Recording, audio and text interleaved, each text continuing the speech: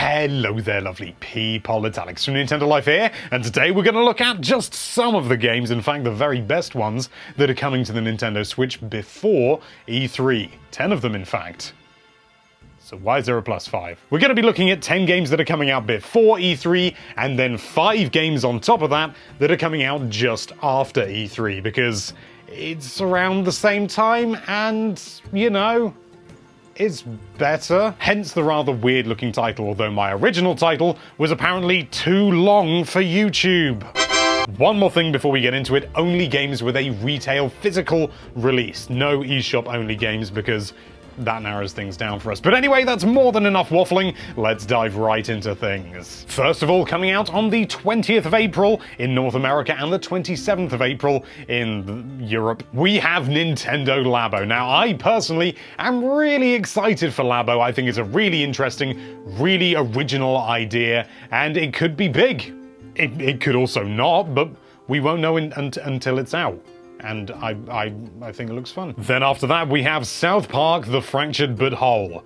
Thank those glottal stops. That's coming out on the 24th of April, and I have never personally played a South Park game, or at least not the more recent ones, which is just the two, you know, Stick of Truth and The Fractured But Whole. And I'm quite excited for it. Apparently this second one isn't quite as good as the first one, Stick of Truth, but nevertheless, I'm still excited to give it a go. I think it could be fun, so it could be good.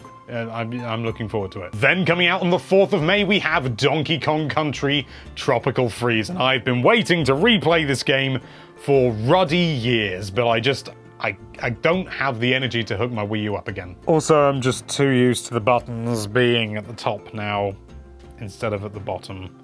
And the stick at the top, it's just weird. It's one of the best platforming games I have ever played, and definitely one of the most challenging if you want to do absolutely everything and do all of the levels, because some of them are seriously, seriously spicy. Funky Kong looks cool as well. Yeah, I like Funky Kong.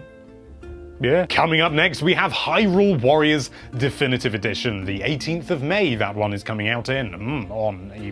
I've said it before and I'll say it again, I genuinely did not think this game would be coming out on the Nintendo Switch. It's been on the 3DS, it's been on the Wii U, I just sort of thought maybe it's had its time, but it's coming to the Switch, and yeah, it's Hyrule Warriors, it's good fun. It's a great game, you know, it's entertaining, the amount of content is frankly staggering, and yeah, it's you know, the ability to be able to do that on the go at more than 20 frames a second is a strong thumbs up from me. On the very same day, the 18th of May, we have Little Nightmares Complete Edition. This is one of those games that I'd heard of, you know, time and time again. You know, it popped up on YouTube in feeds and things like that, people pulling faces like this in the thumbnail.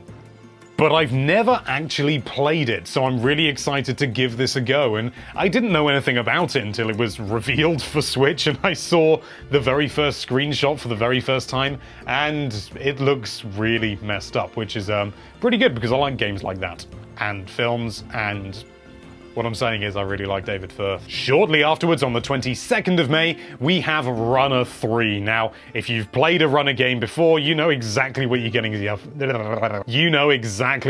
yourself in for, and it is marvelous. Best way to describe it really is that it's a rhythm platformer, which sounds a little bit odd, but my great googly goodness does it work, and it's so satisfying to finally get to the end of a run. It's very difficult if you want to do it properly. If you don't, I'm sure you could probably breeze through it. Are there multiple difficulty settings? I think there are. It's a hard game, but it's a good game, and it's definitely worth your investment. Mega Man Legacy Collections 1 and 2, coming out on the same day, 22nd. I've got notes. They're multiplying. I've dabbled in Mega Man, but to be honest, I'm generally more of a fan of the X series, you know, that came out on the SNES and subsequently, because they were a little bit more refined. Well, maybe not more refined, but, well, they were easier, is what I'm saying. I can actually play them. In the absence of any virtual console on the Switch at the time of recording, but here's hoping for E3. Why are you watching this after E3? This is a great way to get a retro fix on your Nintendo Switch. It is only Mega Man, but it is Mega Man, which is great. I once tried to play Mega Man 2 on my phone. That didn't go well. Dark Souls Remastered. Yes, everybody and their dog has been talking about this one because it's Dark Souls, and if you hadn't heard of it, it's the Dark Souls of Dark Souls games. I'm really keen to see what new stuff has been added, whether they adjust the combat at all, and any other little things here and there that they adjust, because it is a remastered edition. I imagine it's probably going to have a little bit more visual flair, a little bit more visual pop. It's obviously going to be portable because it's on the Nintendo Switch. It's going to be a ruddy good time, and I've actively been stopping myself from playing the original on the 360 because I'm saving myself to properly play this again. Yeah, it's been hard. Like Dark Souls. Street Fighter 30th Anniversary Collection. I nearly said edition there. It's coming on the 29th of May, and from what I can remember, what is it? It's like 9 Street Fighter games. I knew this. Now I've forgotten. 13, maybe? In my attempts to find the actual answer, I've discovered that there was a Street Fighter collection released for the Sega Saturn. So there's some info. It's 12, apparently. And the final big game coming to the Nintendo Switch before E3 2018 is Rambo Deluxe Edition. It's coming out on the 8th of June, and I've been singing the praises of Rambo for a very, very long time now. Several years, in fact, which is weird to think about, that I've actually been here on the old YouTubes. But yes, it is a phenomenal, great party game. Really easy to pick up, but very difficult to master. I just only really hope they somehow manage to get the Color Master mode in there, because that really was one of the best modes, if not the best. So good. So those are the games that we're having before E3, but what about these 5 that are coming after E3, just after? Although one of them we're only guessing comes just after. On the 22nd of June, we've got Mario Tennis Aces, which I am genuinely really excited about now. I've tried not to get excited because I don't want to be set up for disappointment like I was with Ultra Smash. But even so, you know, it's a Mario Tennis game. It looks like they're actually trying to do something interesting and new. Like the mechanics all look really interesting as well. Like they've got like the aim shot and everything, and I don't know what it's called, and you like slow down time. It looks like it's a genuine evolution of the series, rather than Ultra Smash, which was just a stopgap, and I don't want to talk about it anymore. The surprise edition for the 10th of July, yes, the Crash Bandicoot Insane Trilogy. Yeah, I know there were loads of rumors going around, but there was a big part of me that still just believed, they're only rumors, they're not real. You know, Crash Bandicoot isn't going to come to Switch, and it did. Well, it is. I'm pretty sure I own a Crash Bandicoot game, but I've played it briefly, I think. I really don't know much about the series. I'm really keen to actually have a proper go with it. But it's difficult to get excited when you don't really know anything about a game. Except it's kind of like a 3D platformer, but on rails. Kind of. Not really, but kind of. Loads of people say it's great, so I'm looking forward to it, because I believe people. Generally. Octopath Traveler. On the 13th of July, we finally get to play Octopath Traveler.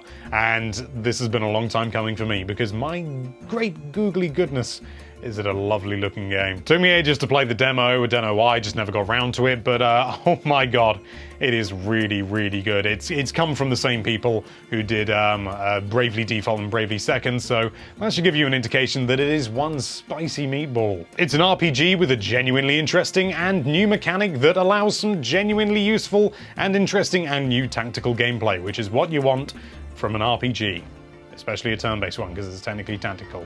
Are all RPGs tactical if they're turn-based? Let me know in the comments below. Captain Toad Treasure Tracker! Yes, it's coming to the Switch and the 3DS for some mad reason, and it's, you know, it's coming with a load of new levels and stuff inspired by Super Mario Odyssey, and it looks adorable, it looks wonderful. I have never played the original. It came out just before I started doing this proper, and I meant to get around to buying it, but never did. It's just one of those games. I think it was out of stock for a while in the UK. Although I might be imagining that. That's coming out on the 13th of July. Can't remember if I mentioned that. But yeah, it's coming out on the 13th of July. Really looking forward to it. It's Captain Toad. And finally, we don't know whether this one is coming out just after E3, but it's been a bloody long time. Wolfenstein 2 The New Colossus. It's a bit overdue. I loved the original Wolfenstein game. I say the original, I've not played the original properly. I mean the sort of the reboot of the franchise. Wolfenstein The New Order. I never played the old Blood. It's a great, hardcore, proper shooter, and I don't know why. Why is it taking so long? If, you know, Doom was running that well, and it's the same engine, why can't they just do what they did there? That'd be marvelous. But yeah, unfortunately, we don't know when it's coming out. But I included it on this list because it's got to be coming out soon. I mean, it's got to be coming out soon. Please, Bethesda. And there you have it. Those are 10 plus 5 Switch games coming before E3. The 5 aren't coming, well, they're just coming afterward. I've explained this. Which ones are you most excited for? Let us know down there in the comments. Or don't, it's up to you. Thank you so much for watching. If you like this video, then why don't you click that subscribe button plus that subscribe button, although that would unsubscribe you. And be sure to check out nintendolife.com for all sorts of lovely Nintendo related content. Thank you again for watching. Bye bye.